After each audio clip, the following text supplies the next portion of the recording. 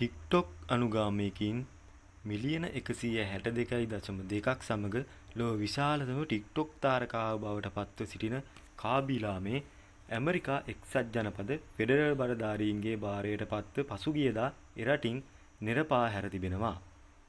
ඔහු සිය වීසා කාල සීමාව ඉක්මවමින් ඇමරිකාව තුළ රැඳී සිටීම මීට හේතුව වී ඇති බව අනාවරණය වී තිබෙනවා.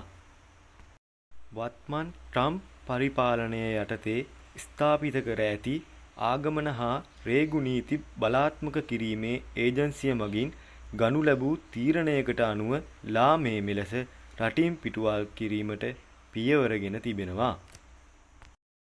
ගෙවුණු කොවිඩ් වසංගත සමයේදී ඔහු ලොව පුරා වඩාත් ජනප්‍රිය තාරකාවක් බවට පත් වුණා.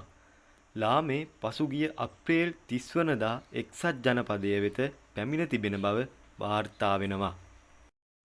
ඒ අනුව ඔහු සිය නියමිත වීසා කාලය ඉක්මවා ඇමරිකාව තුළ රැඳී සිට තිබෙනවා.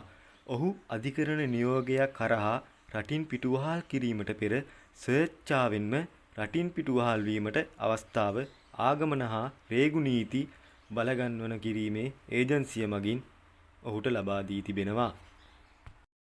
යම් ලෙසකින් අධිකරණ නියෝගයක් මගින් රටින් පිටුවහල් කෙරෙන පුද්ගලයෙකුට නැවතත් දශකයක් ගතවන තුරු එක්සත් ජනපදය වෙත ඇතුළු වීම තහනම් කෙරෙන බව සඳහන්ව තිබෙනවා.